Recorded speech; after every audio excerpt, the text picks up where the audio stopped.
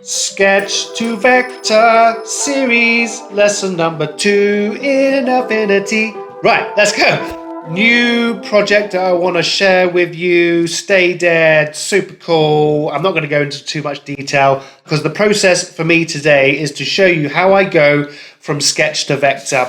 All little sketchy, as you know, I like to start in my sketchbook and I'm just kind of creating different lockups, some different icon sets and playing around with some, obviously based on the brief, playing around with some different styles of logos and different lockups and how can I, you know, in the beginning I was like thinking how can I kind of get this S in here, and then I was like, well, dead is like an X, and you know, playing around with these different kind of rune symbols for the mountains, and we ended up after a little bit of refinement, like a fine wine, in this kind of area. Like a little bit more kind of script, word mark heavy, like how can we just use the word mark. We ended up doing a cool little skull icon, but today we're just going to look at the type. And this guy, this one just here, is the one that the client chose, and I was so pumped about that because it was one of the ones that I really, really liked in amongst a lot of them.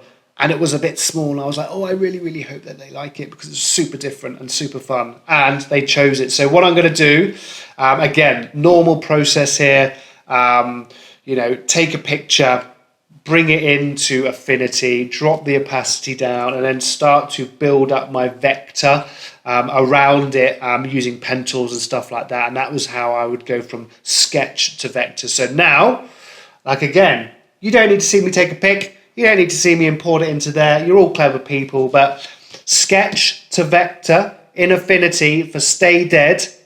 Next. So here we are with the Stay Dead type. This is going to be juicy. Again, no need to live trace here, although that is a wonderful thing that...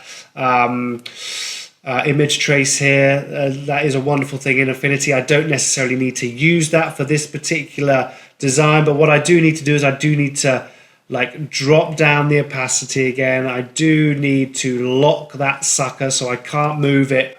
A lot of these are quite like flowy like lines. I actually want these to be quite like to kind of keep that kind of slightly aggressive nature to it. So what I'm going to do is I'm just going to lean in. I'm just going to go bang, bang, bang. What I do want to do is I just want to increase the weight of my stroke so I can see what's going on. And I'm just going to fly through this sucker. Bang, bang, bang, bang, bang, bang, bang. I can't say that for every single one I'm going to do. But that is the whole, I want to keep that kind of quite punky kind of snowboard energy, which is what they are. I'm just going to follow this line. Bang, bang, bang. Probably the quicker the better, because I don't really want it to be perfect. I don't want any kind of consistent weights. I just want to get this down. Probably want a gap between that. And like I said, I'm just going to get this super close. But this is my process, especially when it comes to, like with all of my work, I'm trying to have something that's not necessarily perfect, but does look intentional.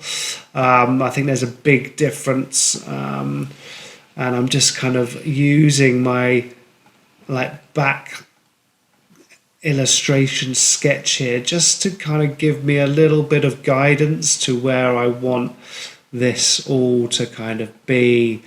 Like bang, bang. I'm never looking to be pixel perfect. I'm just looking to build this type super quick. Look how lovely this is looking. It feels weird talking to yourself. Timmy's giggling at me. Bang, bang, bang. We're going flat out, son. I'm on my way to Utah. We got to get it done. That is how much I love you. doing this before I go to Utah. So I've got my outside shape. I'm kind of happy with that. But what I do, I've got these little counters which I need to get done as well. So I'm just going to build these. Bang, bang, bang, bang, boof, dish, boof. That wasn't quite right. I rushed that because I was making too many noises, but I'm going to move that. So, as you can see, I've got this, and now I just want to do my underline. So, bang, bang, bang, da-da, ba-da, choof. Done.